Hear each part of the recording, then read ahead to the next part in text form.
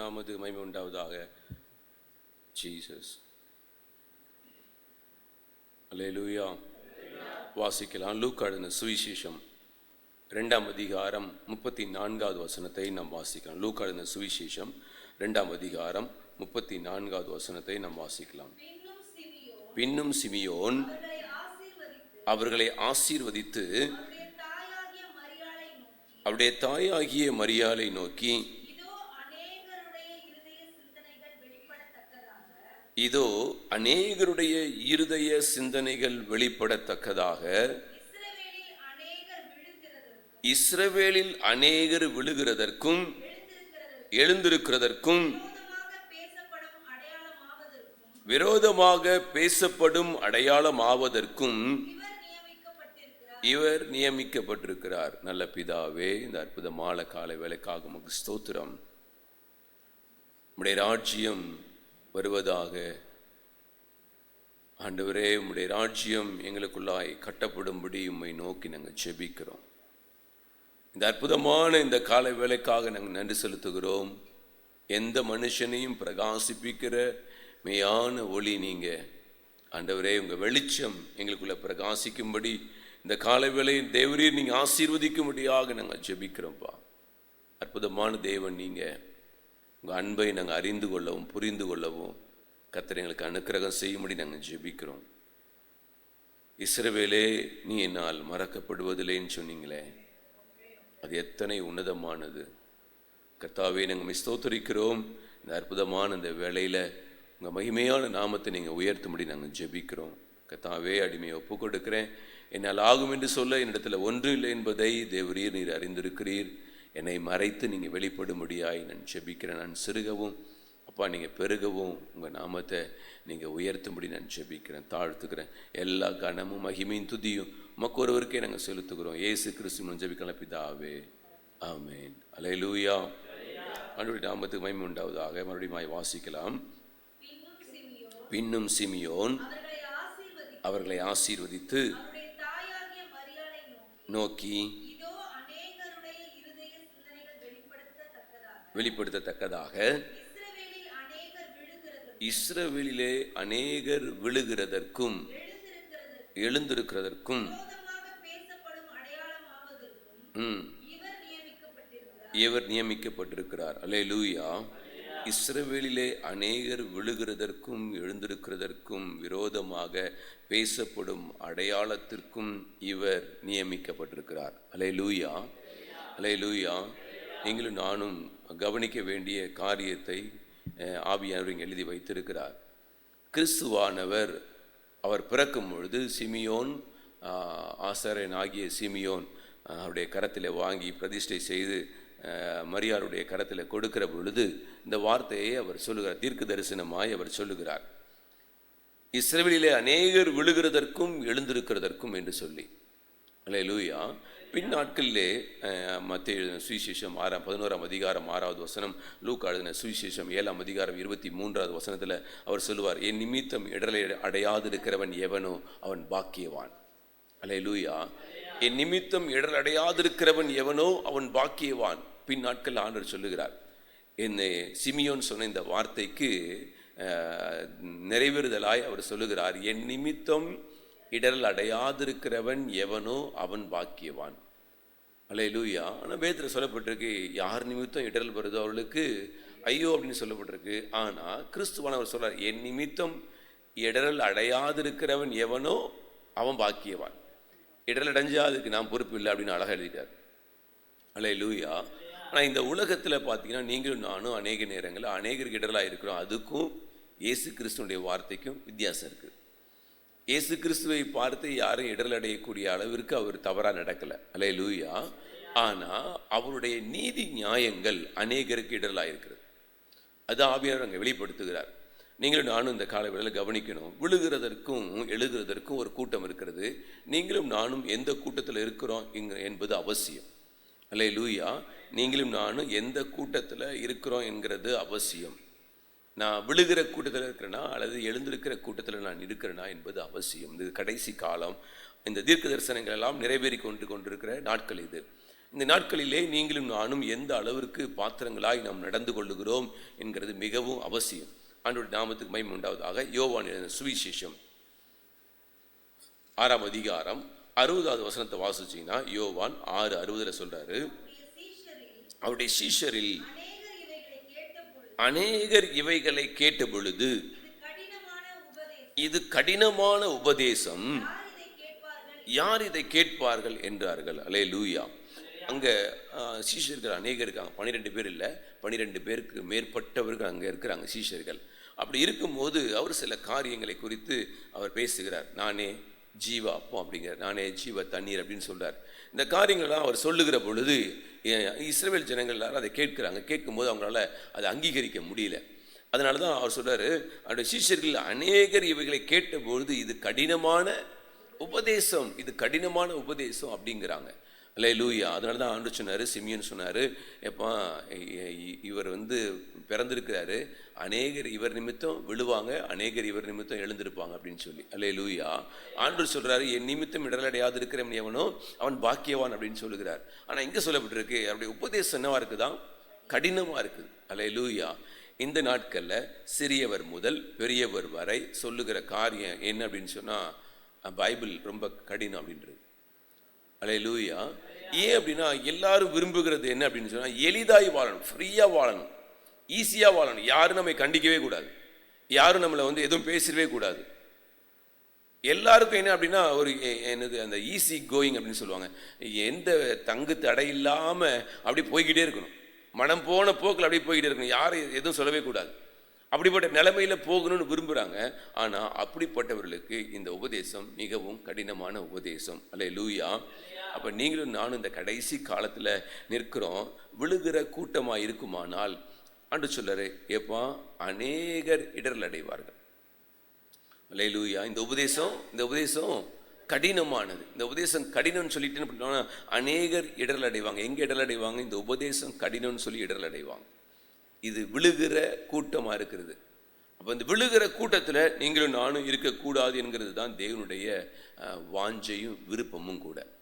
ஆகையினால இந்த வேதத்தை வாசிக்கிற பொழுதெல்லாம் மிகுந்த ஞானத்தோட மிகுந்த கவனத்தோட வேதத்தை வாசிக்கணும். இதை எனக்கு எப்படி எடுத்துக்க கூடாதுன்னா, நான் பாவம் செய்கிறதற்கு ஏற்ற விதமாக எடுத்துக்க கூடாது. நான் ஒரு பாவம் செஞ்சிட்ருக்கிறேன், அந்த பாவத்தை மூடி மறைக்கிறதுக்காகவோ அல்லது அந்த பாவத்தை பூசி மொழுகுறதுக்காகவோ இந்த வேதத்தை என்ன பண்ணக்கூடாதுன்னா நான் எடுக்கக்கூடாது. அல்லேலூயா. இந்த வேதம் எப்படிப்பட்டதுன்னா ஷார்ப்பானது. அது என்ன பண்ணும் அப்படின்னா, இருபுறம் கருக்குள்ள எந்த பட்டயத்திலையும் அது கருக்கானது. அது ஊனையும் கணுக்களையும் பண்ணுமா பிரிக்கத்தக்கதாக உருவ குத்துகிறது. அது அப்படிப்பட்ட வசனம். இந்த வசனங்கள் எனக்கு ஏற்றாற் போல நான் ஜெபிக்காததுனால அட்ஜஸ்ட் பண்ணி பேசுகிறது, வேதத்தின்படி நடக்காததுனால அட்ஜஸ்ட் பண்ணி நான் இந்த வசனம் எப்படி சொல்லியிருக்குல்ல, அந்த வசனம் அப்படி சொல்லியிருக்குல்ல அப்படின்னு என்னையே நானே என்ன பண்ணியிருக்கக்கூடாது, அட்ஜஸ்ட் பண்ணிக்கூடாது, ஏமாற்றக்கூடாது. இதுக்கு இந்த வேத வசனத்தை நீங்கள் நான் எடுத்துடக்கூடாது. அல்லேலூயா. 2 பேதுரு 3ஆம் அதிகாரம் பரிசுத்த பேதுரு அழகாய் இந்த வார்த்தைகளை சொல்லுகிறார். இந்த காலத்தில் எப்படி ஜனங்க இருக்கிறாங்க அப்படிங்கிறத அவர் அழகாக எழுதுறாரு. 2 பேதுரு 3ஆம் அதிகாரம் 16வது வசனத்தை வாசிக்கலாம்.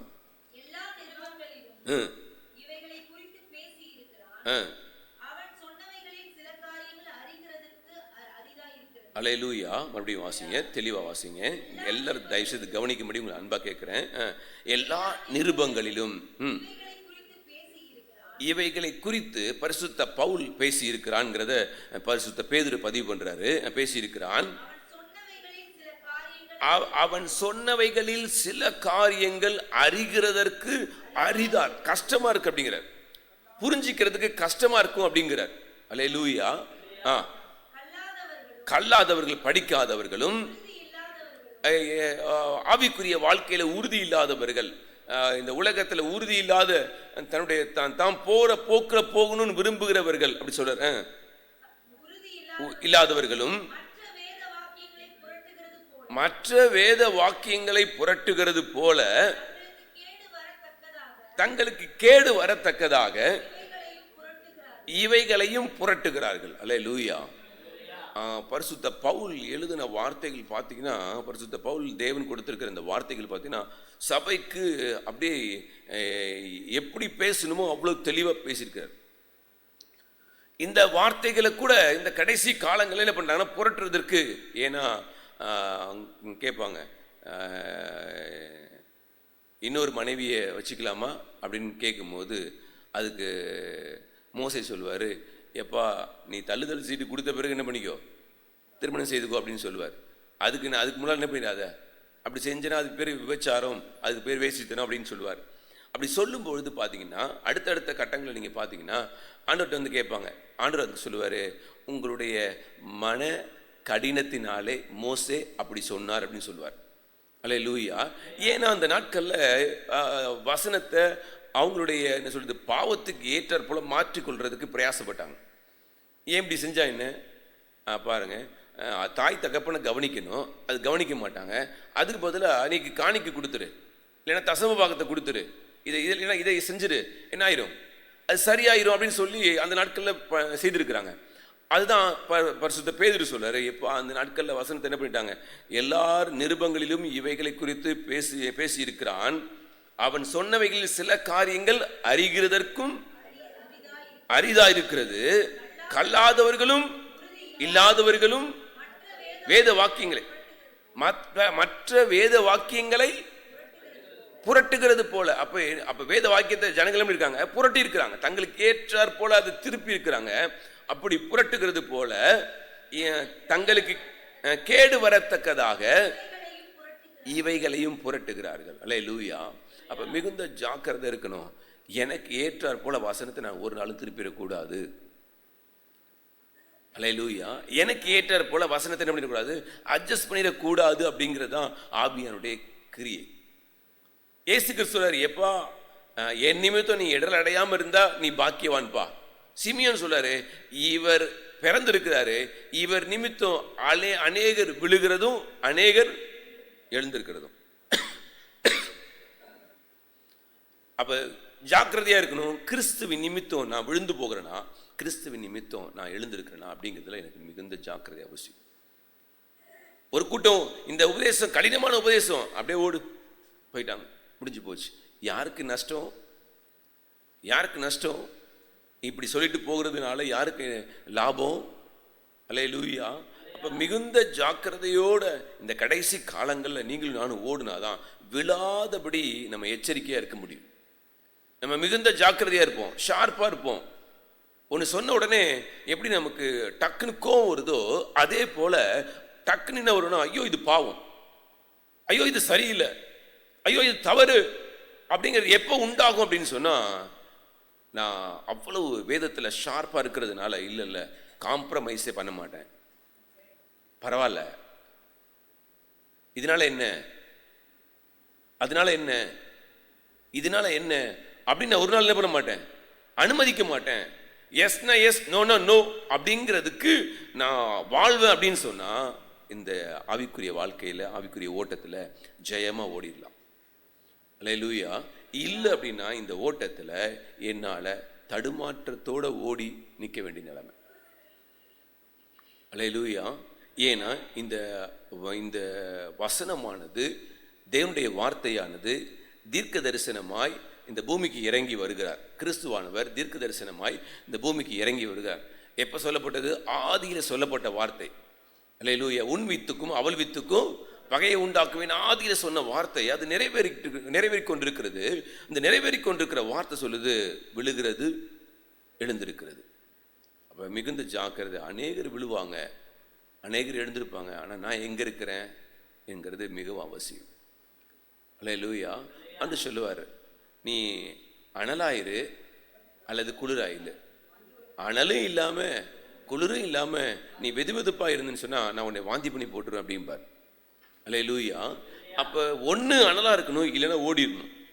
ஒன்று கர்த்தரோட கூட வாழ்ந்துடணும், இல்லையா முழுக்க முழுக்க உலகத்தை என்ஜாய் பண்ணி நரகத்துக்கு போயிடணும். நல்லா கவனிச்சுக்கோங்க. இந்த பூமியிலையும் கஷ்டப்பட்டு வாழ்கிறேன், ஆனால் கஷ்டமாக பாவத்தோடு வாழ்கிறேன் அப்படின்னா அது எனக்கு துக்கம், அது எனக்கு வேதனை. இல்லை இந்த உலகத்தில் எவ்வளவு கஷ்டப்பட்டாலும் பரவாயில்ல, பரிசுத்தமாக வாழ்ந்துருவேன், கர்த்தருக்காக வாழ்வேன் அப்படின்னா எழுந்திருக்கிற கூட்டத்தில் நான் வாழ்ந்துருவேன், ஓடிடுவேன் நான். அல்லேலூயா. அப்போ கடைசி காலம், இந்த கடைசி காலத்தில் மிகுந்த ஜாக்கிரதை உள்ளாய் நீங்கள் நான் இருந்தால் தான் நமக்கு ஷார்ப்பாக இருக்கும், நம்முடைய இருதயம் ஷார்ப்பாக இருக்கும், நம்ம எண்ணம் ஷார்ப்பாக இருக்கும், நம்முடைய பார்வை ஷார்ப்பாக இருக்கும், நம்முடைய உணர்வுகள் ஷார்ப்பாக இருக்கும். இல்லை இது கர்த்தருக்கு பிரியம் இல்லாதது, எனக்கு வேண்டாம், இது கர்த்தருக்கு பிரியமானது, அல்லேலூயா, இது கர்த்தருக்கு சித்தம், இது கர்த்தருடைய நடத்துதல் அப்படின்னு பண்ணுவோம்னா நம்ம கடந்து போக பிரயாசப்படுவோம். அல்லேலூயா. மத்தேயு 15ஆம் அதிகாரம், மத்தேயு 15ஆம் அதிகாரம் 6வது வசனம் சொல்றார். மத்தேயு 15ஆம் அதிகாரம் 6வது வசனம், உங்கள் பாரம்பரியத்தினாலே,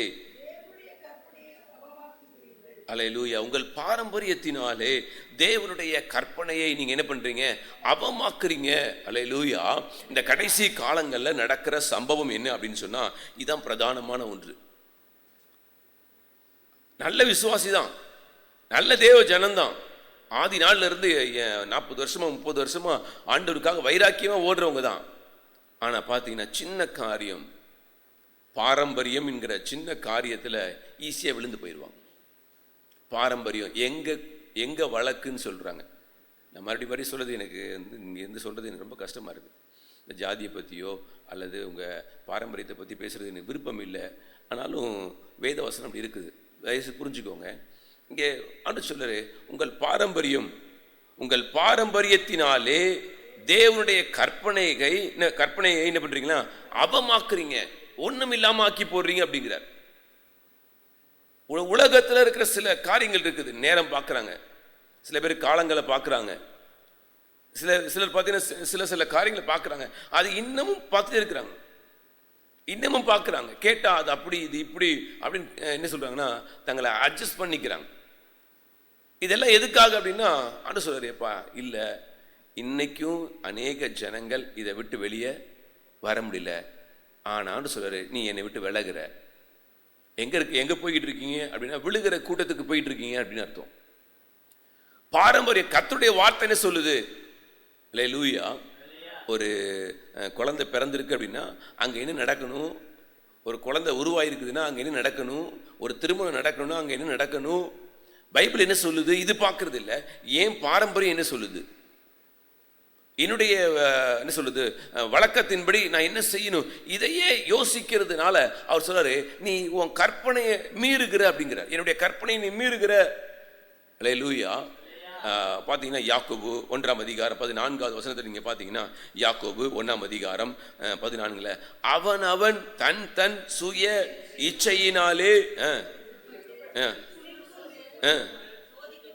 அல்லேலூயா, அவன் தன் சுய இச்சையினாலே இழுக்கப்பட்டு சிக்குண்டு என்ன பண்ணனா, அவர் தான் பாரம்பரியத்தை கை கொள்ளுகிறதுனாலே யார் தான் விழுந்து போகிறதுனா அவங்க தான் விழுந்து போகிறாங்க. நல்லா கவனிச்சுக்கோங்க.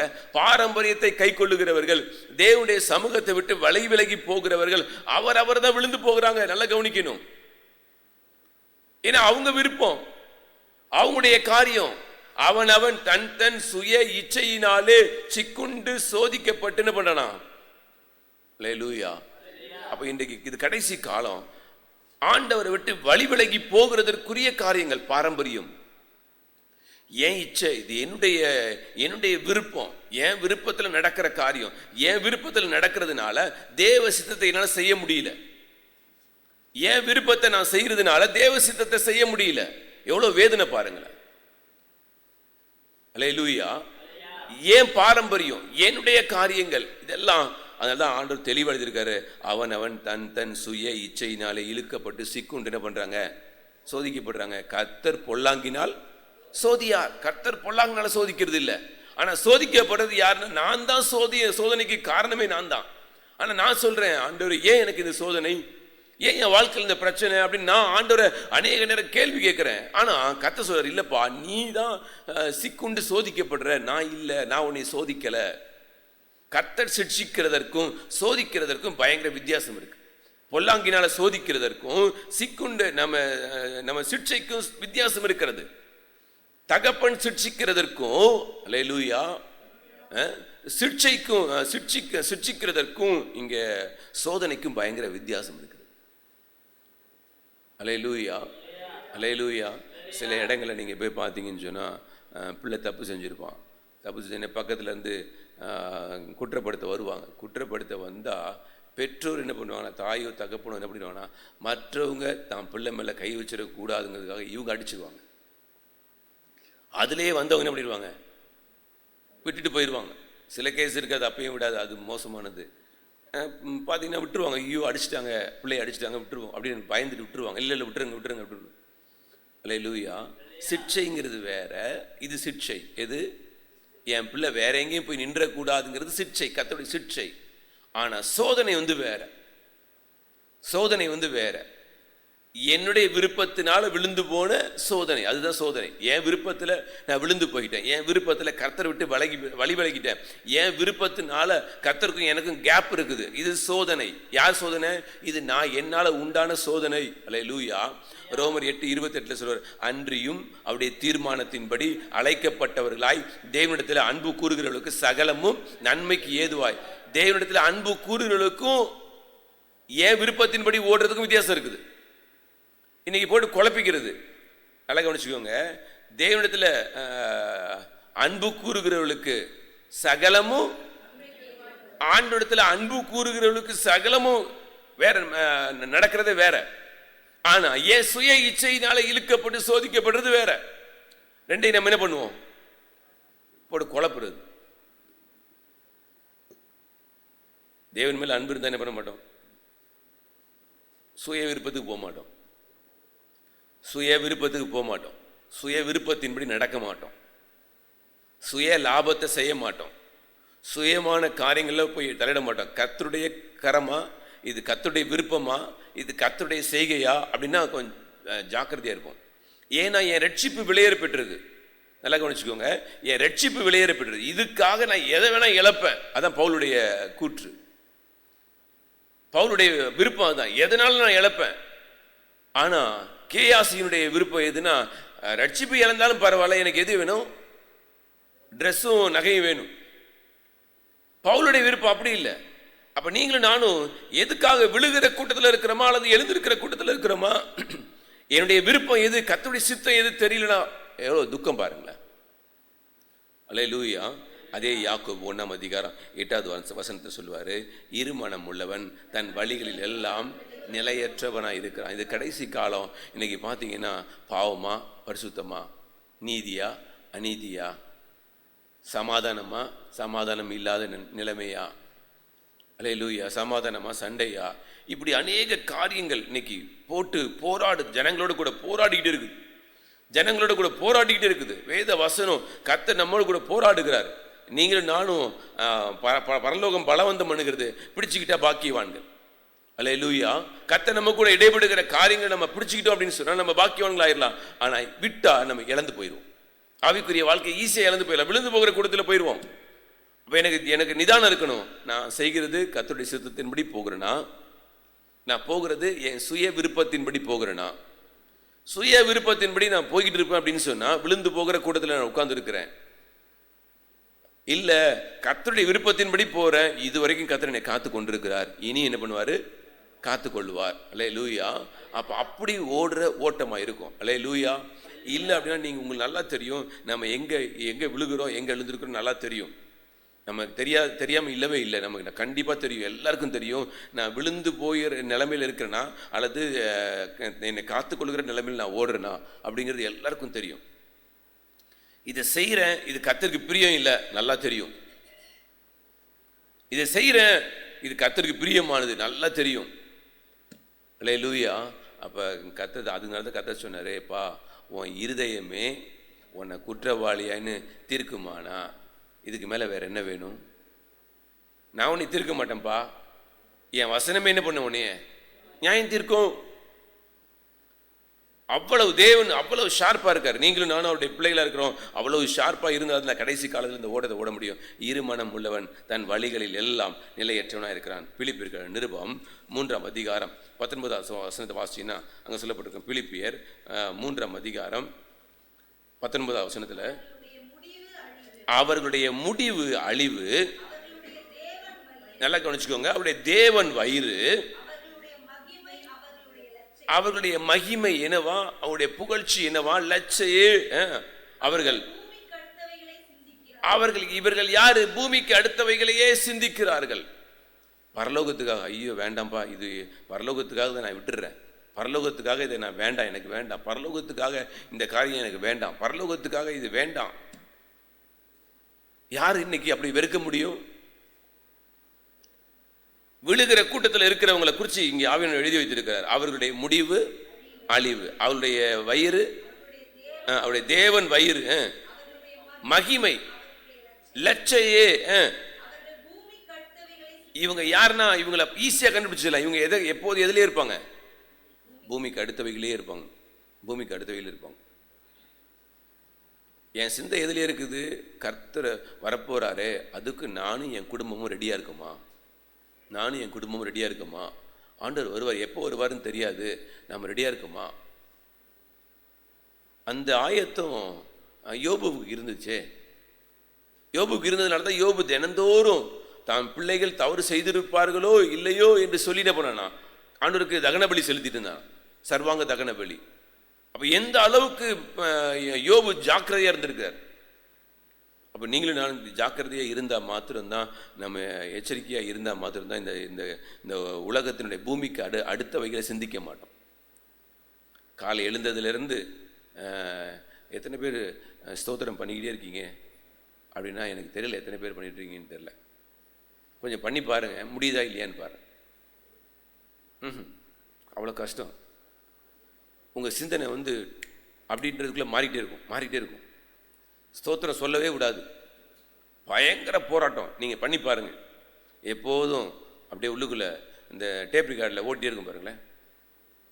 ஸ்லோகம் நீங்கள் எந்த கடையில் போனீங்கன்னா ஸ்லோகம் ஓடிட்டே இருக்கும் பாருங்களேன். இவன் பேசிக்கிட்டே இருப்பான், அது ஸ்லோகம் என்ன பண்ணிகிட்டே இருக்கும், ஓடிட்டே இருக்கும். அது மாதிரி உங்கள் மைண்டில் ஓட முடியுமா? என்ன எப்படி பார்க்குறீங்க? ஓட முடியுமா? அப்படி ஓடுனா பாக்கியவான்கள், இல்லைன்னா அவுட்டு. ட்ரை பண்ணி பாருங்களேன் எவ்வளோ கடினம் அப்படின்னு. அதை கொண்டு வந்தால் ஜெயம். இன்றைக்கி பார்த்தீங்கன்னா நம்முடைய சிந்தை எங்கெங்கேயோ போய்கிட்டே இருக்குது. என்னென்னத்தையோ தேவையில்லாததையா யோசித்து பிணைச்சி செத்துக்கிட்டே இருக்குது. ஸ்தோத்திரம் ஸ்தோத்திரத்தினால கிருபை, இந்த கிருபையினால் பெருக வைக்க முடியல. நிமிஷத்துக்கு நிமிஷம் சிந்தனை மாறிக்கிட்டே இருக்குது. அங்கே ஓடுது இங்கே ஓடுது, எங்கே ஓடாத இடம் இல்லை சிந்தை. அதெல்லாம் ஆண்டு சொல்றார், அவர்கள் சிந்தையிலே வீணரானார்கள். ஸ்தோத்திரம் செய்தலே தகும் அப்படின்னு இருக்கு. ஆனால் ஸ்தோத்திரம் ஓட மாட்டேங்குது. எதையாவது ஓடிட்டு இருக்கு. இது அதில் போடலாமா, அதில் போடலாமா, அப்புறம் ஒன்னே தூக்கி எங்கே போடணும்? அங்கே தான் போடணும். ஒன்றே வர முடியாது. ஏன்னா என் சிந்தை எல்லாம் எதில் இருக்குன்னா முழுக்க உலகத்திலே ஓடி இருக்கு. அதில் தான் அவர் தெளிவாக அவர்கள் பூமிக்கு அடுத்தவைகளையே. உன் ஆவிக்குரிய வாழ்க்கையை குறித்து நீ என்னையா சிந்திச்ச? ஐயோ காலிலிருந்து எழுந்திருக்கேன், ஒரு 100 ஸ்தோத்திரம் கூட சொல்லலையே, என்ன போல அபாக்கியவான். அந்த உணர்வு வரவே மாட்டேங்குது பாருங்க. அந்த உணர்வு வரவே மாட்டேங்குது. இன்னைக்கு ஒரு 1000 ஸ்தோத்திரம் படி கூட சொல்லலை, 1000 தடவை கூட நான் கர்த்தர் என்ன பண்ணலை, ஸ்தோத்தரிக்கலையே. இந்த வைராக்கியமே வரமாட்டேங்குது பாருங்களேன். சாப்பாடு இல்லைன்னா சவுண்டு வரும் பாருங்களேன். சாப்பாடு வீட்டில் இல்லைன்னா சவுண்டு வரும் பாருங்களேன். ஏதாவது சரி சாப்பாடை விட்டுருங்களேன், ஏதாவது ஒன்று குறைஞ்சிருச்சுன்னு வச்சுக்கோங்களேன். ஏதாவது ஒன்று குறைஞ்சிருச்சு, உங்களுக்கு எதில் கோருமோ அதை நினச்சிக்கோங்க. நீங்கள் குறைஞ்சிருச்சுன்னு வச்சுக்கோங்களேன், என்ன கற்றுவோம். அப்போ கர்த்தர் கத்தணுமா இல்லையா? ஆனால் அவர் கத்துறதே இல்லை பாருங்க. இல்லை நீ ஸ்தோத்தரிக்கவே இல்லை அப்படின்னு அவர் என்ன பண்ணியிருக்கணும், எழுந்திருந்துருக்கணுமா இல்லையா? ஆனால் அவர் அமைதியாக இருக்கார். நம்மளாம் அந்த இதில் தான் ஓடிட்டு இருக்கிறோம். அந்த இதில் தான் நம்ம ஓடிட்டு இருக்கோம். நம்ம நினச்சிட்டு இருக்கிறோம். பிரதர் வாசன் பிரதர் சொல்லுவார், தவளையை தூக்கி தண்ணிகளை போட்டு கொஞ்சம் சுட வச்சிங்கன்னா அது வெது என்ன பண்ணுமா, கதைன்னு இருக்குப்பா, கதைன்னு இருக்குப்பா அப்படின்னு என்ன பண்ணுமா, அப்படி இருந்துகிட்டே இருக்குமா. கொஞ்ச நேரத்தில் என்ன ஆயிரும், அதோட மேலேயே போகவே முடியாது. அதால் ஏன்னா அது கதைன்னு இருக்குதுல்ல, அப்படி சாக வேண்டியதான், கதை முடிஞ்சு போச்சு. இன்னைக்கு உலகத்தில் இன்னைக்கு சபைக்குள்ளே இருக்கிற ஜனங்கள் அப்படி தான் கதைன்னு இருக்குன்னு என்ன பண்ணுவோம். அனலும் இல்லை, வெதுப்பாக இருக்குப்பா, அப்படியே போவோம்பா முடிஞ்சு போச்சு, கதையே முடிஞ்சு போயிடும். சபைக்கு தானே போயிட்டு இருந்தோம், ஊழியம் தானே செஞ்சுட்டு இருந்தோம், எங்கே போச்சு. அல்லேலூயா. ஆனால் ஆவியானவர் தெளிவாக இருக்கார். அவர்களுடைய அவன் பூமிக்கு அடுத்தவைகளையே சிந்திக்கிறாங்க. இப்போ யார் பூமிக்கு அடுத்தவைகளை சிந்திக்கிறாங்க? என்னால் கர்த்தரை ஸ்தோத்தரிக்க முடியல, கர்த்தரை என்னால் மகிமைப்படுத்த முடியல, கர்த்தருடைய வார்த்தையை தியானிக்க முடியல, எப்போ பார்த்தாலும் எனக்கு பிரச்சனை தான் முன்னால் வந்து நிற்குது. அல்லேலூயா. எனக்கு அதை செய்யணும், அதுக்கு மேலே அப்படி போகணுமே, இதுக்கு மேலே இப்படி போகணுமே, இப்படி நான் பல காரியங்களை யோசித்து சிந்தையில் நான் வீணராகி நிற்கிறேன் அப்படின்னு சொன்னால் வேதனை. அல்லேலூயா. நீங்கள் பார்த்தீங்கன்னா இதெல்லாம் இடர்கிறதற்கு பூமிக்கு அடுத்தவைகளை சிந்திக்கிறவர்கள் எங்கே போய்கிட்டு இருக்காங்க? விழுகிற கூட்டத்தில் இருக்கிறாங்க. அடுத்து சொல்கிறாரு, அப்போஸ்தலர் நடவடிக்கைகள் 5ஆம் அதிகாரம். நம்ம எல்லாவற்றையும் நன்றாக அறிந்திருக்கிறோம். அப்போஸ்தலர் நடவடிக்கைகள் 5ஆம் அதிகாரத்தில் வாசிக்கிறோம். அனனியா என்னும் பேருள்ள ஒரு மனுஷன் அவனுடைய மனைவியாகிய சப்பிராலும் விற்றார்கள். தன் மனைவி அறிய அவன் கிரயத்திலே ஒரு பங்கை வஞ்சித்து ஒரு பங்கை போதும். ஆண்டவருடைய நாமத்துக்கு மகிமை உண்டாவதாக. அங்கே சொல்லப்பட்டிருக்கிற காரியம் நீங்கள் நன்றாக அறிந்திருக்கிறோம். அல்லேலூயா. தேவனை வஞ்சிக்கிறார்கள். தேவனை வஞ்சித்ததினாலே நீங்கள் நான் அறிஞ்சிருக்கிறோம், 2 பேரும் ஒரே நாள் என்ன பண்ணிட்டாங்க? செத்து போயிட்டாங்க. அல்லேலூயா. தேவனுடைய காரியத்தை வஞ்சிக்கிறவர்கள் செத்து போகிறாங்க. நல்லா கவனிச்சுக்கோங்க. இங்கே சொல்றாரு, எதெல்லாம் அவங்க இழந்து போனாங்க அப்படின்னு சொன்னால், முதல்ல அவங்க கிருபையை இழந்து போயிட்டாங்க, 2வது ரட்சிப்பை இழந்து போயிட்டாங்க, 3வது அபிஷேகத்தை இழந்து போயிட்டாங்க, 4வது நித்திய ஜீவனை இழந்து போயிட்டாங்க. யாரு? 1ஆம் நூற்றாண்டு சபையில் வாழ்ந்த அனனியாவும் சப்பிராலும் அவ்வளவு என்ன சொல்றது, அபிஷேகத்தில் அனலில் அப்படி இருந்திருப்பாங்க. ஏன்னா அந்த நாட்களில் சபையில் வந்து அனுதினமும் ஆத்மாக்கள் உள்ளே வந்துகிட்டே இருக்கிறாங்க. அற்புத அடையாளங்கள் பயங்கரமாக நடந்துகிட்டே இருக்குது. வசனம் அற்புத அடையாளங்கள்னால வசனம் உறுதிப்பட்டுட்டே இருக்குது, உறுதியாகிட்டே இருக்குது, வசனம் உறுதியாகிட்டே இருக்குது, கதை சொன்ன வார்த்தை உறுதி அப்படிங்கிறது நிறைவேறிட்டே இருக்குது. ஆனால் அனனியா சப்பிரால் இவ்வளவுத்தையும் பார்த்து தங்களுடைய கிருபையை, ரட்சிப்பை, அபிஷேகத்தை, நித்திய ஜீவனை ஈஸியாக இழந்து போயிட்டாங்க. அல்லேலூயா. கொஞ்சம் யோசிச்சு பாருங்க. கர்த்தருக்கு கொடுக்கிற காரியத்தில் யார் வஞ்சிக்கிறாங்களோ அங்கெல்லாம் இந்த நிலைமை. தங்களுடைய வாழ்க்கையை இழந்து போயிடுறாங்க. கர்த்தர் பார்க்குறாரு, உன் இருதயம் எப்படி இருக்குது? நீ கர்த்தருக்கு கொடுக்கறதுல உன்னுடைய இருதயம் எவ்வளவு வஞ்சகமாக இருக்குது. கர்த்தர் நம்மை பார்க்குறார். அல்லேலூயா. ஜெபிக்கிறதுல எவ்வளோ நேரம் ஜெபிக்க கொடுக்குறோம், ஆராதிக்கிறதுக்கு எவ்வளோ நேரம் கொடுக்குறோம், கர்த்தர் பார்க்குறாரு நம்மளை. கர்த்தர் நம்ம எவ்வளவு தேடுறோம், நம்முடைய இருதயம் எவ்வளவு வாஞ்சிக்குது, கர்த்தர் பார்ப்பாரு. நமக்கு எந்திரிச்ச ஒரு காலையிலேருந்து சாயங்காலம் வரைக்கும் நமக்கு என்ன பண்ண மாட்டேங்குது? வேலை மட்டும். ஓயவே மாட்டேங்குது. வேலை மட்டும் நம்ம வீட்டில் ஓயவே ஓயாது. ஆனால் நாளைக்கு வந்து பீச்சுக்கு போவோம் அப்படின்னா வேலையெல்லாம் என்ன ஆயிரும்? ஓஞ்சிரும் பாருங்களேன். அதெல்லாம் வேலையெல்லாம் டகார்னு ஓஞ்சிரும்.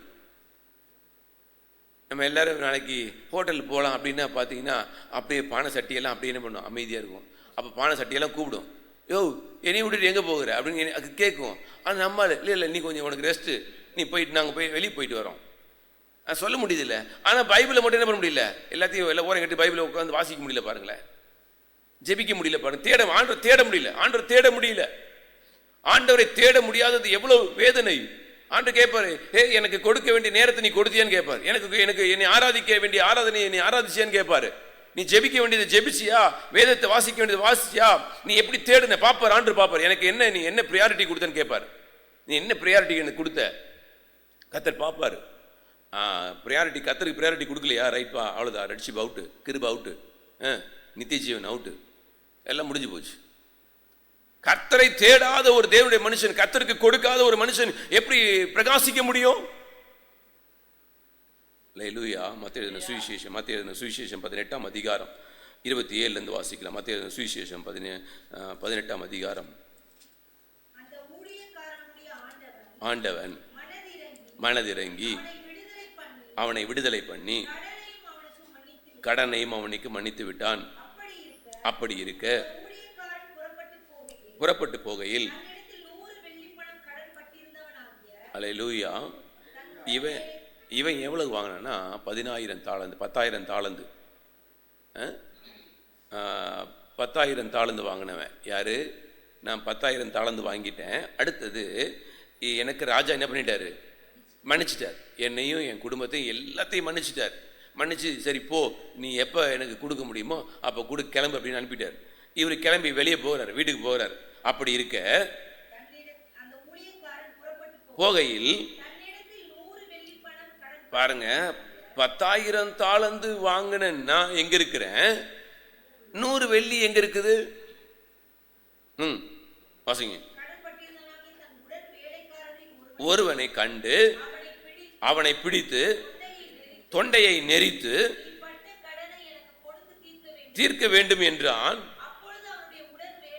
வேலைக்காரன் விழுந்து, பாருங்களேன், இவன் எப்படி ராஜா கிட்ட பொறுமையாயிரும் கேட்டானோ அதே போலதான் அவனும் கேட்கிறான், கொஞ்சம் பொறுமையாயிரும், தீர்க்கிறேன் என்று. பாருங்க, இவன் என்ன சொல்றது நிலைமையில கேட்டானோ அதே நிலைமையில இன்னொருத்தன் கேட்கிறான். கேட்டா இவனுக்கு ராஜா மன்னிச்சாரு, ஆனா இவன் தான் வேலைக்காரனுக்கு என்ன பண்ண முடியல, மன்னிக்க முடியல. அது எவ்வளவு பெரிய வேதனை தெரியுமா? அல்லேலூயா. நல்லா கவனிச்சுக்கோங்க. இன்னைக்கு நம்ம கிட்ட இருக்கிற மிக பெரிய வஞ்சகம் இதுதான். ராஜாவாகிய இயேசு கிறிஸ்து எனக்கு மன்னிக்கிறார், உங்களுக்கு மன்னிக்கிறார், ரைட்டா? இன்னைக்கு நான் என்ன பண்ண முடியல, என்னால் என்ன பண்ண முடியல, யாரையுமே மன்னிக்க முடியல. என் மாமியாரை மன்னிக்க முடியல, மாமனாரை மன்னிக்க முடியல, அப்பாவை மன்னிக்க முடியல, அம்மாவை மன்னிக்க முடியல, சகோதரிகளை மன்னிக்க முடியல. இன்னும் யாரு நீங்க யாரெல்லாம் பகையா இருக்கீங்க அவங்கள பேர்ல சொல்லிக்கோங்க. இவங்களோட என்னால ஒத்தே பாஸ்டர் ஏதாவது உருப்படியா பேசுங்க, சும்மா எதையாவது பேசிட்டே போகாதீங்க. ஆமா ஆமா, ஆண்டவர்கிட்ட என்ன பண்ணி நீங்க போய் என்ன பண்ணுங்க, நீங்க கேட்டது அப்படியே என்ன பண்ணுங்க, ஆண்டவர்கிட்ட போயிட்டு ஆண்டவரே கொஞ்சம் சும்மா இருங்க ஆண்டவரே, சும்மா ஏதாவது கிறுக்குத்தனமா ஏதாவது பேசாதீங்க, நீங்க அது கேட்டு பாருங்க, ஆண்டவரை போய் கேட்டு பாருங்களேன். அல்லேலூயா. இங்க எனக்கு இவ்வளவு கடன், என்னுடைய கடன் இவ்வளவு கடன், ஆனா ஆண்டவர் எனக்கு மன்னிச்சார். இப்ப ஒருத்தன் ஒரு சின்ன தப்பு பண்ணிட்டான் என்கிட்ட, அவனை துவைச்சு எடுத்துட வேண்டாமா? இவரு கால் யார் மேல இருக்கு, இவரு கால் யார் மேல, அவன் கழுத்துல இருக்குது, கழுத்தை நெரித்துன்னு போட்டிருக்கு. அல்லேலூயா. அந்த அளவுக்கு கடுமை. ராஜா என்ன பண்ணிட்டாரு, காலில் போய் விழுந்த உடனே சரி போ, நீ உன் குடும்பம் பொழைச்சிக்கோ அப்படின்னு அனுப்பிட்டாரு. எதுவுமே கொடுக்க வேண்டாம் போடா அப்படின்னு அனுப்பிட்டாரு. ஆனால் இவன் ஒருத்தன் கடன் படுறான், ஆனால் இன்னைக்கு மன்னிக்கவே முடியல. வாசிங்களேன், இது 33 வாசிங்க. நான் உனக்கு இறங்கினது போல. இயேசு கிறிஸ்துவும் இப்படிதான் நம்மை பார்த்து கேட்பார். சொல்லி கோபமடைந்து தீர்க்கும் அளவும் உபாதிக்கிறவர்களிடத்தில் அவனை ஒப்பு கொடுத்தான். அல்லேலூயா. ஜாலியா போயிட்டு இருந்தால போயிருக்க வேண்டியதானே, அப்படியே எனக்கு மன்னிச்சாரு கர்த்தர், அப்ப நான் என்ன பண்ணணும், ரைட் போ, பரவாயில்ல போ போ, எப்படியாவது போ, நான் அவனை மன்னிக்கிறேன். ஏன் இந்த சுபாவம் வரல? இது விழுகிற கூட்டம், மன்னிக்காத சுபாவம் விழுகிற கூட்டம். நீங்கள் அவனவன் தன் சகோதரன் செய்த தப்பிதங்களை மனப்பூர்வமாய் மன்னியாமற் போனால் என் பரமபிதா உங்களுக்கு இப்படியே செய்வார். எப்படி செய்வார்? அந்த ராஜா பண்ணாம பாருங்க, என்ன பண்ணாரு? எப்பா உபாதிக்கிறவன், எது கொடுமைப்படுத்துறவன் கையில் என்ன பண்ணிட்டாராம், ஒப்பு கொடுத்துட்டாரு. அது மாதிரி பிதாவும் என்ன பண்ணுவாரு, ஒப்பு கொடுத்துவார் அப்படின்னு சொல்றார் ஆண்டவர். நீங்க மன்னிக்கலையா, நீங்க மன்னிக்கல அப்படின்னு சொன்னா உங்களையும் பிதாவாகிய தேவன் என்ன பண்ணுவார்னா உபாதிக்கிறவன் கையில கொடுத்துருவாரு அப்படிங்கிறார். பாருங்களேன், நித்திய ஜீவனை சுதந்திரிக்க வேண்டிய தேவ ஜனம் மற்றவங்களுடைய தப்பிதங்களை மன்னிக்காததுனால, இந்த மற்றவங்க செய்த தவறுகளை மன்னிக்காததுனால தேவன் என்ன பண்ணாங்கன்னா அவங்க மன்னிக்கிறது இல்லை. தேவன் சொல்றாரு, நானும் உன்னை மன்னிக்க மாட்டேன், நீ எங்க போய்கிட்டு இருக்கிற அப்படின்னா நிலைமையே வேற. எவ்வளவு மோசம் பாருங்க. எல்லாம் விழுகிற கூட்டங்கள்.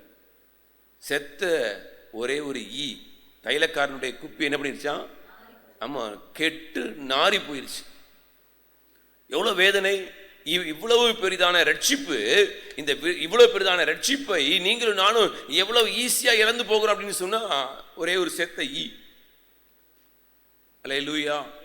விழுகிற கூட்டம் ஈஸியா, ஒரே ஒரு வார்த்தை ஈஸியா விழுந்து போயிட்டான். ஒரே ஒரு பாவம், ஈஸியா விழுந்து போயிட்டாங்க. ஆவிக்குரிய எழுப்புதலை இழந்து போன கிறிஸ்தவர்கள் தான் இன்றைக்கு அநேகர். ஆவிக்குரிய எழுப்புதலை இழந்து போன பெயரளவுல கிறிஸ்தவர்களா இருக்கிறவர்கள் தான் இன்றைக்கு அநேகர். ஏன் அப்படின்னு சொன்னா, விழுகிற கூட்டத்தில் அவங்க எல்லாரும் உட்கார்ந்து இருக்கிறாங்க. ஷார்ப்னஸ் இல்லாததுனால, கர்த்தருக்காக வைராக்கியம் பாராட்டாததுனால, தங்களுடைய போக்கில போகிறதுனால இன்றைக்கு அநேகர் தங்களுடைய வாழ்க்கையை ஈஸியா இழந்து போயிருக்கிறாங்க. அல்லேலூயா, அவனுடைய நாமத்துக்கு மகிமை உண்டாவதாக. நீங்களும் நானும் கவனிக்கணும், எழுந்திருக்கிற கூட்டத்தையும் கவனிக்கணும். அல்லேலூயா. லூக்கா எழுதின சுவிசேஷம் 8ஆம் அதிகாரம் 38வது வசனத்தை வாசிக்கலாம். லூக்கா எழுதின சுவிசேஷம் 8ஆம் அதிகாரம் 38வது வசனத்தை சொல்லுவாரு. பிசாசுகள் நீங்கின மனுஷன் அவரோடு கூட இருக்கும்படி உத்தரவு கேட்டான். இயேசு அவனை நோக்கி, நல்லா கவனிச்சுக்கோங்க, தன்னை காயப்படுத்தின மனுஷன், தன்னை காயப்படுத்தி அநேகரை காயப்படுத்தின ஒரு மனுஷன் கல்லறையில் வாழ்ந்து கொண்டிருந்தான். இயேசு கிறிஸ்து அந்த வழியாய் வந்தார், அவனை குணமாக்கினார். அல்லேலூயா. கவனிச்சுக்கோங்க, நானும் அநேகரை காயப்படுத்தி இருக்கிறேன், நானும் என்னையே காயப்படுத்தி இருக்கிறேன். நல்லா கவனிச்சுக்கோங்க, இதுதான் மனுஷனுடைய நிலைமை. பண ஆசை எல்லா தீமைக்கும், அதை இச்சித்து விசுவாசத்தை விட்டு என்ன பண்ணாங்களா, அநேக வேதனைகளாலே தங்களை உருவ குத்தி கொண்டார்கள் சொல்லப்பட்டிருக்கு. என்னையே காயப்படுத்துகிற சுபாவம் எனக்கு இருக்குது. அடுத்து சொல்றாரு, நான் அநேகரை காயப்படுத்துகிற சுபாவமும் இருக்குது. அதுதான் எது? அதுதான் எது சொல்லுங்களேன். லேகியோன் எவ்வளோ இருந்துச்சான்? 6000 இருந்துச்சான். கொஞ்சம் கவனிச்சுக்கோ, 6000 ஒருத்தனுக்குள்ள ஒரு பிசாசை ஓட்டுறதுக்கே பெரும்பாடு. 6000 பிசாசு உட்காந்தா என்னதுக்கு ஆகுறது? இந்த பிசாசு எப்படிப்பட்ட பிசாசு? தன்னையும் காயப்படுத்திக்கும், மற்றவங்களையும் காயப்படுத்தும். ஏன்னா உள்ள இருக்கிறது அப்படி. நான் பரிதாபம், நல்லா கவனிச்சுக்க, நான் பரிதாபம். இந்த சரீரமும் கிழிக்கணும். உள்ளுக்குள்ள இருக்கிற பிசாசுக்கு என்ன நிலைமைன்னா, இந்த சரீரத்தையும் கிழிக்கணும், வெளியில் இருக்கிறவனையும் சரீரத்தையும் கிழிக்கணும். கொஞ்சம் நம்மளுடைய வாழ்க்கையை கவனிச்சு பாருங்க. எத்தனை பேரை காயப்படுத்துகிறோம்? எத்தனை பேரை காயப்படுத்துகிறோம்? எத்தனை முறை நம்மளை காயப்படுத்திக்கிறோம் அவிசுவாசத்தினால? அநேக காரியங்கள் கொஞ்சம் யோசிச்சு நீ உட்காந்து நிதானிச்சுன்னா தெரியும் எவ்வளவு காரியங்கள் நானே என்னை போட்டு மண்டையை உடைச்சிக்கிறேன். ஃப்ரீயாக இருக்க வேண்டியன்னா, சந்தோஷமாக இருக்க வேண்டியன்னா, எவ்வளோ துக்கமாக இருக்கிறேன்.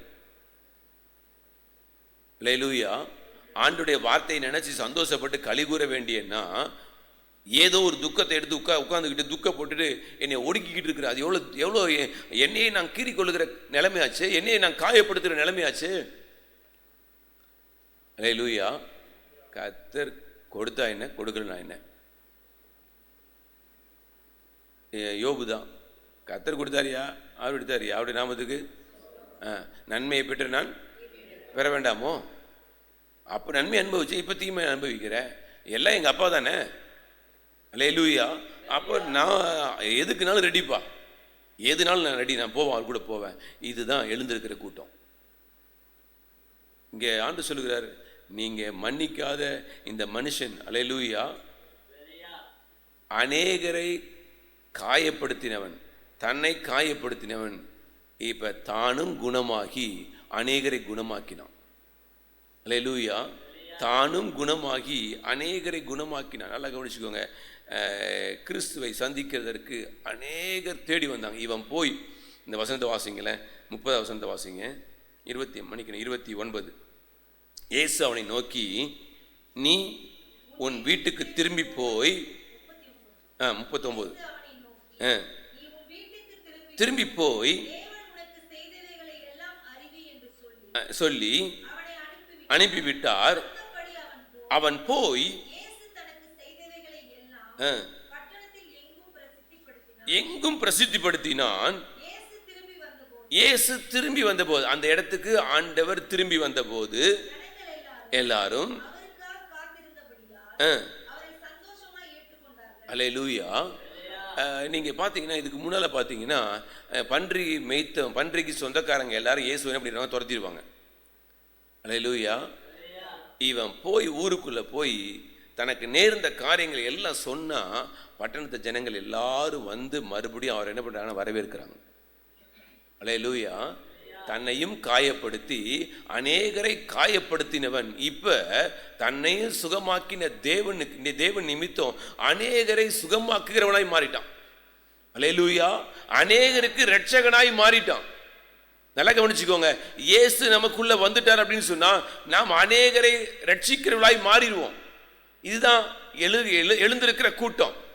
அநேகரை விடுவிக்கிறவளாய் மாறிடுவோம். அநேகருடைய வாழ்க்கையில ஆசீர்வாதம் உள்ளவளாய் மாறிடுவோம். இதுதான் எழுந்திருக்கிறவளுடைய கூட்டம். அல்லேலூயா. என்னையும் நான் காயப்படுத்தினேன், அநேகரையும் காயப்படுத்தினேன். இனி என் வாழ்க்கையில் அந்த நிலைமை இல்லை. அல்லேலூயா. என்ன வந்தாலும் எது நடந்தாலும் நான் என்னையே காயப்படுத்த மாட்டேன், யாரையும் என்ன பண்ண மாட்டேன், காயப்படுத்த மாட்டேன். எங்கள் அப்பா என் கூட இருக்கார். அல்லேலூயா. எங்கள் அப்பா என்னை குணமாக்கினார். என்னை எப்படி குணமாக்கினார்ங்கிறது எல்லாருக்கும் என்ன பண்ணுவேன், சொல்லிக்கிட்டே இருப்பேன். அல்லேலூயா. யோவான் சுவிசேஷம் 2ஆம் அதிகாரம் 5வது வசனத்திலிருந்து வாசிக்கலாம். யோவான் 2ஆம் அதிகாரம் 5வது வசனத்திலிருந்து வாசிக்கலாம். அவருடைய தாய் வேலைக்காரரை நோக்கி, அவர் உங்களுக்கு என்ன சொல்லுகிறாரோ செய்யுங்கள் என்றான். யூதர்கள் தங்களுக்கு சுத்திகரிக்கும் முறைமையின்படியே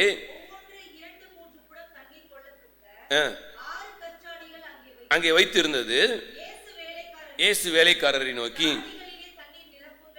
என்றார்.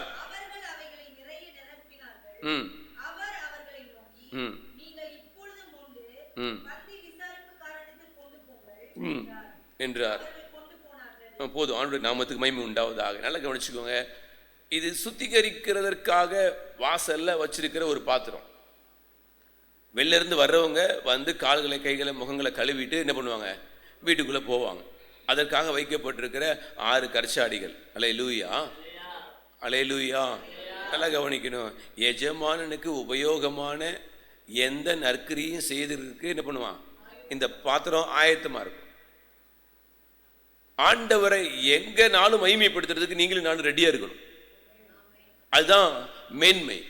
இங்கே ஆண்டவர் வராரு, வந்து அங்கே ஒரு 6 கற்சாடி இருக்குது. உள்ளுக்குள்ள சொல்றாங்க, கல்யாணத்தில் என்ன குறைஞ்சிருச்சு, திராட்சை ரசம் குறைஞ்சிருச்சு. ரைட்பா, அந்த கற்சாடி தண்ணி என்ன பண்ணு, நிரப்பு, திருப்பி எடுத்துட்டு போ. அல்லேலூயா. நிரப்பணும்னு தான் தெரியும் இந்த பாத்திரம் எப்படிப்பட்ட பாத்திரம். கல்யாணத்துக்கு பந்தி விசாரிக்கிறதுக்குரிய நேரம் இது. திராட்சை ரசம் குறைவுபட்டிருக்குது. ஆனால் பாத்திரம் என்ன பாத்திரம், எது தகுதி, எது தகுதி? அல்லேலூயா. நல்லா கவனிக்கணும். நீங்களும் நானும் ஆண்டவருக்கு எவ்வளவு யூஸ் ஆகிறோம். நீங்களும் நானும் எப்போதும் ரெடியாக இருந்தோம் அப்படின்னு சொன்னால் கர்த்தர் நம்மை அற்புதமாய் பயன்படுத்துக்கு ரெடியாக இருப்பார். எல்லா இடங்களையும் பயன்படுத்திகிட்டே இருப்பார். நம்மளை பார்க்கும்போது மற்றவங்களுக்கு அற்பமாய் தோண்டலாம், ஆனால் அங்கேருந்தால் மதுரமே வரும். அற்பமாய் தோன்றலாம். நல்லா கவனிச்சுக்கோங்க. உங்களை பார்க்குறவங்களுக்கு நீங்கள் அற்பமாய் தோன்றலாம், ஆனால் கர்த்தர் எங்கேருந்து கொண்டு வரனா அங்கேருந்து தான் மதுரத்தை கொண்டு வருவார். திராட்சை ரசத்தை அங்கேருந்து தான் கொண்டு வருவார். களிப்பை உண்டாக்குறது திராட்சை ரசம், அது எங்கேருந்து கொண்டு வரனா அங்கேருந்து தான் கொண்டு வருவார். அற்பமாய் தோன்றுகிற இடத்துல இருந்தால் கர்த்தர் கொண்டு வருவார். ஆனால் நீங்களும் நானும் இன்றைக்கு எழுந்திருக்கிற கூட்டத்தில் இருப்போம் அப்படின்னு சொன்னால் நம்ம எதை குறித்தும் கவலைப்பட மாட்டோம். அற்பமாய் என்னையா எண்ணிக்கோங்கப்பா, தாராளமாக எண்ணிக்கோங்க. ஏன் அற்பமாய் என்னலையே நான் என்ன பண்ணேன், என்னை அற்பமாய் என்னால ஏன் வேதனைப்படுறேன்? நீங்க அற்பமா எண்ணுங்க. நீங்க எவ்வளவு அற்பமா எண்றீங்களோ அவ்வளவு எனக்கு மேன்மை. அல்லேலூயா. இதுதான் மேன்மை, இதுதான் சத்தியம், இதுதான் இந்த அறிவு அநேகருக்கு இல்லை. எது பாடுகள், எது பாடுகள், எந்த பாடுகளை நான் பட்டா என் வாழ்க்கையில மேன்மையான ஆசீர்வாதம், பரலோகத்துல பொக்கிஷம். ஆனா இன்னைக்கு விழுகிற கூட்டத்தில் இருக்கிறதா அநேகர். சபை எங்க இருக்கு அப்படின்னா வசனத்தை அறிஞ்சிருக்கிறாங்க, ஆனால் எங்கே இருக்கிறாங்கன்னா விழுகிற இடத்துல நிற்கிறாங்க. இல்லை, தேவன் அதற்காக சபையை அழைக்கலை. அன்று சொல்கிறார், எப்பா நீ உன்னையும் காயப்படுத்தினேன், அநேகரையும் காயப்படுத்தினேன், ஆனால் இன்னையிலேருந்து நீ அப்படி இல்லைப்பா, அநேகரை சுகமாக்குறோன்னா மாறிடு. நீ எழுந்திருக்கிற கூட்டமாக அநேகரை சுகமாக்குகிறவங்க. அல்லேலூயா. கற்சாடியா, அந்த கற்சாடியா இருந்தால் சுத்திகரிக்கிற பாத்திரமாய் அது காணப்படுமானால் ஒரு நாள் வரும் அது மகிமைப்படுத்துகிற பாத்திரமாய் மாறும். அல்லேலூயா. சுத்திகரிக்கிறது சாதாரண காரியம் இல்லை. ஒரு மனுஷன் வெளில இருந்து வரான் அப்படின்னா அவனை சுத்திகரிக்குதுன்னா அது எவ்வளவு மேன்மையான பாத்திரம் அது. அல்லேலூயா. நான் ஒரு மனுஷனுடைய வாழ்க்கையை சுத்திகரிக்கிற ஒரு நிலைமைக்குள்ள கொண்டு வருகிறேன் அப்படின்னு சொன்னா அவனுடைய வாழ்க்கையில் எதுவும் உண்டாகும்னா களிப்பு உண்டாகும். அல்லேலூயா. வெளில இருந்து வருகிறான், வெளியில இருந்து வரும்போது எல்லா அசுத்தங்களையும் களைந்து வீட்டுக்குள்ள போகும்போது அது களிப்பு உண்டாக்கும். அப்படிதான் ஆண்டவர் அவனை மாற்றுகிறார். அப்போ நீங்களும் நானும் தேவனுடைய பாத்திரங்களாய் மாற வேண்டும் என்பது தேவனுடைய விருப்பம். அப்போ தான் தேவனுடைய சித்தத்தை நம்ம செய்ய முடியும். எழுந்திருக்கிற கூட்டத்தில் உட்கார்ந்துருப்போம். அல்லேலூயா, அவனுடைய நாமத்துக்கு மகிமை உண்டாவதாக. மத்தேயு எழுதின சுவிசேஷம் 15ஆம் அதிகாரம் 25 சொல்லுவார். மத்தேயு எழுதின சுவிசேஷம் 15ஆம் அதிகாரம்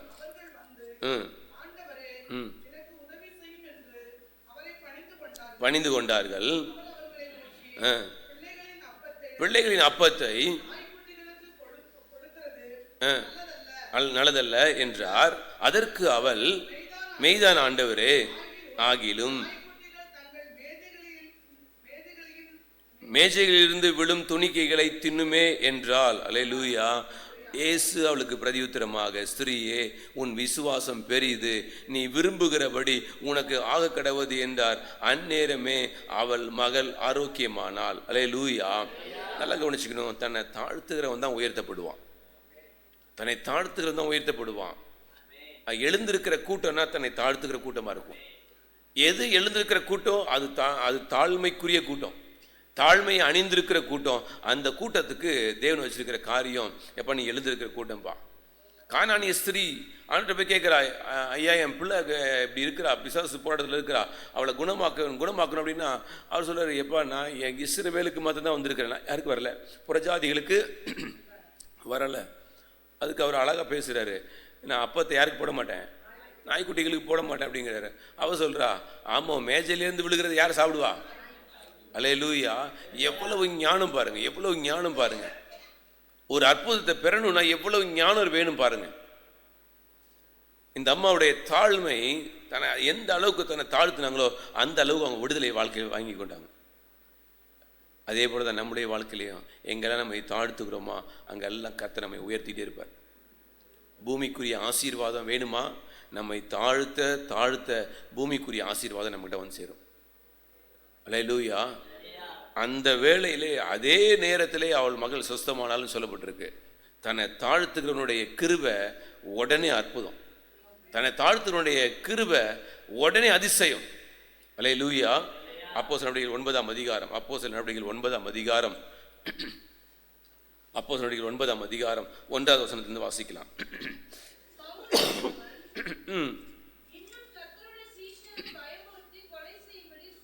சீரி ஸ்திரீயை ஆகிலும் கண்டுபிடித்தால் அவர்களை கட்டி கொண்டு வரும்படி. பாருங்க எந்த அளவுக்கு ஆர்வம், பாருங்க எந்த அளவுக்கு மத வைராக்கியம் பரிசுத்த பவுலுக்குள்ள. நியாயப்பிரமாணத்தை குறித்த வைராக்கியம் அவ்வளவு இருந்ததுனால தான் அவர் போல்டா சொல்றாரு, நான் போய் அவங்களெல்லாம் என்ன பண்ணணும், அல்லேலூயா, புருஷரையும் ஸ்திரீகளையும் நான் கட்டி கொண்டு வரணும், அதுக்கு நிருபங்களை கொடுங்க, எனக்கு ரைட்ஸ் கொடுங்க, நான் போய் நம்முடைய மார்க்கத்துக்கு விரோதமாக யாரெல்லாம் எழும்பி இருக்கிறாங்களோ அவங்களை எல்லாரையும் நான் இழுத்துட்டு வரேன். அல்லேலூயா. அவன் பிரயாணமாய் போய்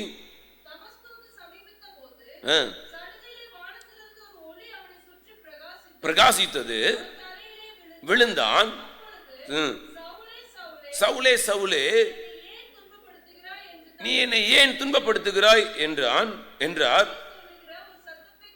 கேட்டான். அதற்கு அவன், ஆண்டவரே நீர் யார் என்றான். அதற்கு கர்த்தர், இயேசு நானே. அல்லேலூயா. ஆண்டவருடைய நாமத்துக்கு மகிமை உண்டாவதாக. ஆண்டவரை அறியாத வரையிலையும் துன்பப்படுத்துகிறவன் ஆண்டவரை அறிந்த பிறகோ, அல்லேலூயா, அவருடைய பாதத்தில் அமர்ந்திருக்கிற மனுஷன். இந்த கீழ்ப்படிதலுக்கு பரலோகம் திறந்திருக்கும். அல்லேலூயா. நீங்களும் நானும் எப்போ கீழ்ப்படுகிறோமோ அப்பொழுது பரலோகம் வந்து நிற்கும். நன்றாய் அறிந்து கொள்ளணும், தேவ ஜனங்கள் இந்த கடைசி காலங்களில் ஆண்டவரை மகிமைப்படுத்துகிற எழுந்திருக்கிற கூட்டத்தில் நீங்களும் நானும் காணப்படணும் அப்படின்னு சொன்னால் நன்றாய் அறிந்து கொள்ளணும். எந்த அளவுக்கு கீழ்ப்படிதல், எந்த அளவுக்கு தாழ்மை, எந்த அளவுக்கு சுத்திகரிக்கிற நிலைமை, எந்த அளவுக்கு நீங்களும் நானும் ஆண்டவருடைய என்ன சொல்கிறது விடுதலையில் எழும்பி பிரகாசி காரியங்கள், இதெல்லாம் நீங்களும் நானும் பிரயாசப்பட்டா கர்த்தர் கொடுத்த விடுதலை. நல்லா கவனிச்சுக்கோங்க. கல்லறையிலேருந்து நமக்கு என்ன பண்ணாரா, விடுதலை கொடுத்தாரு. அதை யார் பயன்படுத்துகிறாங்களோ அவங்க அப்படி நாமத்தை மகிமைப்படுத்த ஆரம்பிச்சிருவாங்க. அவர்களும் இரட்சகராய் மாறிடுவாங்க. அல்லேலூயா. அவர் எப்படி இரட்சகராய் இருந்தாரோ அதே போல இரட்சகராய் யார் மாறுவாங்க, இங்கே இருக்கிற அநேகரை ரட்சிக்கிறவர்களும் இரட்சகராய் மாறிடுவாங்க. அல்லேலூயா. அப்படிப்பட்ட கிருபையை கர்த்தர் நமக்குள்ள வைத்திருக்கிறார். அந்த பாத்திரம் சுத்திகரிக்கிற பாத்திரம் தான், ஆனா அது களிப்பைன்னு பண்ண முடியும், கொண்டு வர முடியும். அல்லேலூயா. அப்ப நீங்களும் நானும் நம்முடைய என்ன பாத்திரமா இருந்தாலும் பரவாயில்ல, ஆண்டவரை மகிமைப்படுத்துறதுக்கு ரெடியா இருந்தா கண்டிப்பா தேவன் என்ன பண்ணுவார்னா மகிமைப்படுத்துவார். அல்லேலூயா. அது மாத்திரமல்ல, நமக்கு தாழ்மை இருந்ததுன்னா கர்த்தர் நம்ம என்ன பண்ணுவாராம், பூமியில மிகுந்த ஆசீர்வாதத்தினால் நம்மை நிறைத்து ஆசீர்வதிப்பார். இங்கே சொல்லப்பட்டிருக்கு, பரிசுத்த பவுலை குறித்து சொல்லப்பட்டிருக்கு, தேவனுக்கு விரோதமான செயல்களை மதத்தினுடைய அடிப்படையில் நின்று தேவனுக்கு விரோதமாக எழும்புகிற கூட்டத்தில் பரிசுத்த பவுல் இருக்கிறாரு. ஆனால் கர்த்தர் அவரை பிடிக்கிறார். முள்ளில் உதைக்கிறது உனக்கு கடினமாமே அப்படின்னு. அப்போ உடனே கேட்குற, ஆண்டவரே நான் என்ன செய்யணும்? அதான் கீழ்ப்பிடிதல். ஏன்னா பவுலுக்கு தெரியும் நியாயப்பிரமாணம் என்ன அப்படின்றது தெரியும், நியாயப்பிரமாணம் என்னன்னு தெரியும். ஆனால் வானத்திலிருந்து ஒரு சத்தம் கேட்குது. அந்த சத்தம் எப்படிப்பட்ட சத்தம் அப்படின்னு சொன்னால், முள்ளில் உதைக்கிறது உனக்கு கடினமாமே, நீ துன்பப்படுத்துகிற இயேசு நானே அப்படின்னா பவுல் அப்படியே பயந்து நிற்கிறார். ஏன்னா இந்த வார்த்தை எப்படிப்பட்ட வார்த்தை, கர்த்தருடைய நாமம் எப்படிப்பட்ட நாமம் எல்லாம் பரிசுத்த பவுல் நன்றாய் அறிந்திருந்ததுனால தான் அந்த சத்தத்தை கேட்ட உடனே அவரால் அறிந்து கொள்ள முடிஞ்சுது. அறிந்து கொண்டு கீழ்ப்படிந்தார். கீழ்ப்படிந்ததினால பூமிக்குரிய பரலோகத்துக்குரிய சகல ஆசீர்வாதங்களை பெற்றுக்கொண்டார். அல்லேலூயா.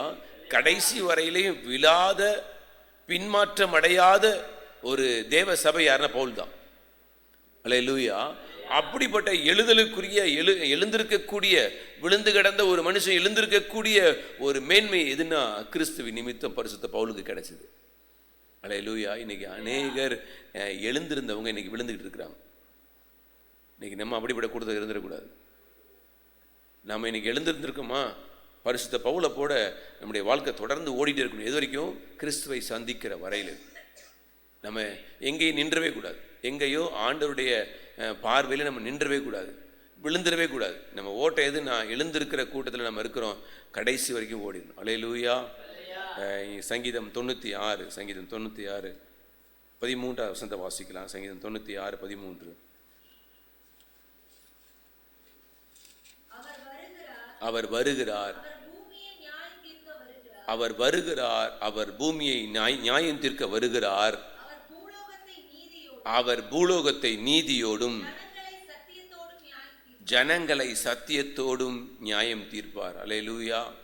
நல்லா கவனிச்சுக்கோங்க. அவர் வருகிறார், அவர் பூமியை நியாயம் தீர்க்க வருகிறார். அவர் பூலோகத்தை நீதியோடும் ஜனங்களை சத்தியத்தோடும் நியாயம் தீர்ப்பார். யார் ஜனங்களை? தேவ ஜனங்களை சத்தியத்தோடு என்ன பண்ணுவாராம்? நியாயம் தீர்ப்பார். பூலோகத்தை என்ன பண்ணுவாராம்? நீதியோட.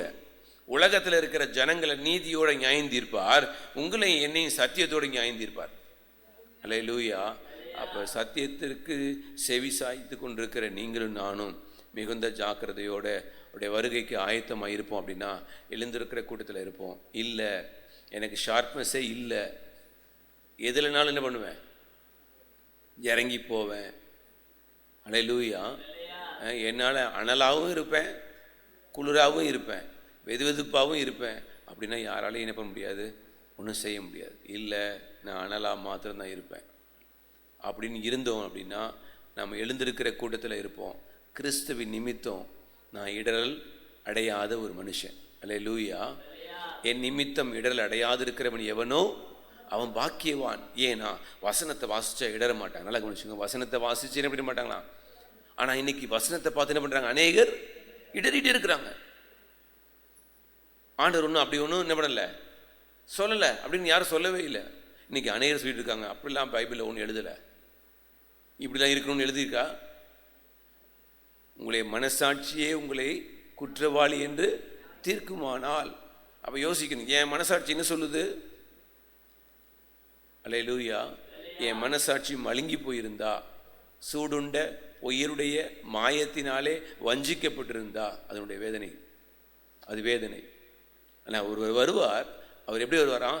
சத்தியத்தோட நீதியோட நியாயம் தீர்க்க வருவார். அப்போ நான் ரெடியாக இருக்கணும். நான் பரலோகத்துக்குள்ளே போகணும். நான் என்னை சத்தியத்தோட நியாயம் தீர்க்க வருவார். அந்த சத்தியத்துக்கு நான் பாத்திரவானாக இருக்கணும். நான் நீதிக்கு பாத்திரவானாக இருக்கணும். அல்லேலூயா. அப்படியே கண்களை மூடலாமே. அல்லேலூயா.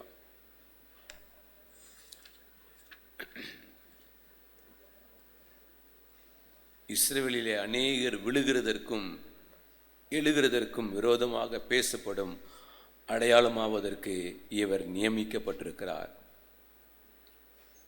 இது கர்த்தருடைய வார்த்தை. இதை யாராலையும் மாற்றவே முடியாது. அவர் நியமிக்கப்பட்டது தான், மாற்றமே இல்லை.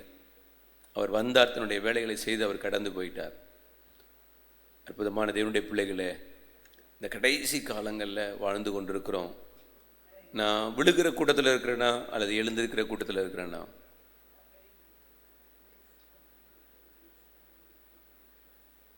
நம்ம நிதானிக்க வேண்டியது எத்தனை அவசியம். ஆண்டுடைய சமூகத்தில் ஆண்டரை நோக்கி கூப்பிடல, ஆண்டரை எனக்கு உதவி செய்யுங்கப்பா.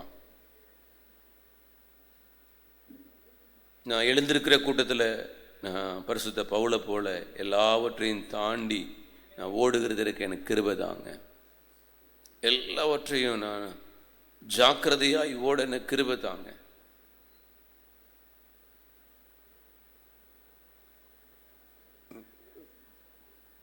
ஜீசஸ், ஹல்லேலூயா. இன்னைக்கு நான் எப்படிப்பட்ட நிலைமையில் இருக்கிறேன்?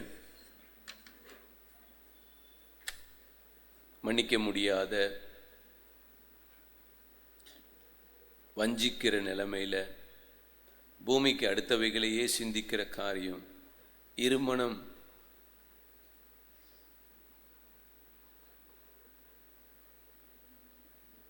என்னுடைய சுய இச்சை, பாரம்பரியம் தங்களுக்கு கேடு வரத்தக்கதாக புரட்டுகிறார்கள் அல்லவா? தங்களுக்கு கேடு வருகிறதற்கு வசனத்தையே புரட்டுற ஒரு நிலைமை இல்லை. இது எனக்கு தூரமாவதாக. ஆண்டவரே, வசனத்தை புரட்டுகிற காரியம் எங்களுக்கு தூரமாகட்டும்னு கேட்கலாமே. அல்லேலூயா. நம்முடைய தேவன் சர்வ வல்லமை உள்ளவர். அவரால் ஆகாத காரியம் ஒன்றும் இல்லை. பலம் உள்ளவனுக்காகிலும் பலம் இல்லாதவனுக்காகிலும் உதவி செய்கிறதுக்கு அவர் வல்லவர். ஆனால் நான் பேசுகிற காரியம், நான் செய்கிற காரியம், நான் எதில் தலையிடுறேன், நான் எதில் தலையிடணும், நான் எதில் தலையிடக்கூடாதுன்னு எனக்கு தெரியும். ஆனால் இப்போ என் விருப்பப்படியெல்லாம் நான் ஓடிக்கிட்டு இருந்தேன் அப்படின்னு சொன்னால் கர்த்தர் பார்க்குறாரே, கர்த்தர் பார்க்குறாரே. என்னுடைய வேலை எது? நான் எங்கே நிற்கணும்? அல்லேலூயா. தேவனே, நான் உமதண்டையில்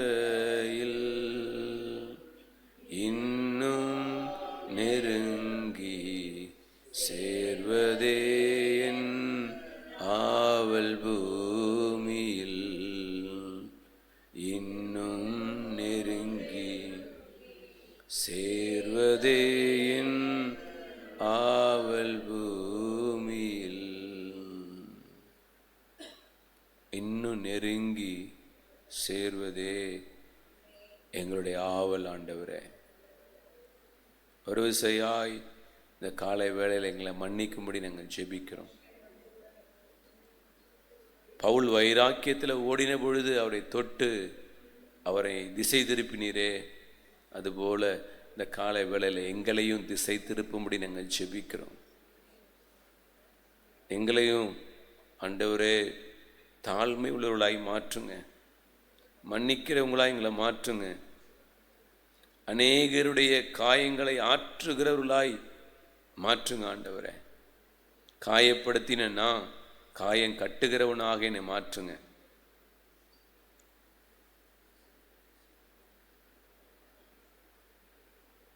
ஏலும் என் மூலமாய் உங்க அற்புதங்களும் அதிசயங்களும் வெளிப்படும்படியான பாத்திரமாய் என்னை மாற்றுங்க.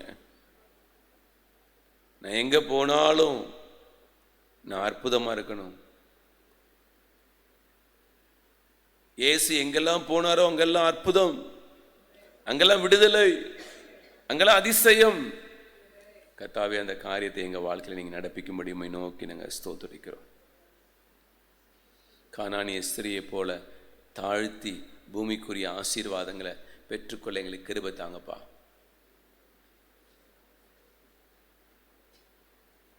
பரலோகத்தினுடைய ஆசீர்வாதத்தை கீழ்ப்படிதலினாலே பவுல் பெற்றுக்கொண்டது போல நாங்களும் கீழ்ப்படிதலினாலே பரலோக ஆசீர்வாதங்களை பெற்றுக்கொள்ள எங்களுக்கு கிருபை தாங்க.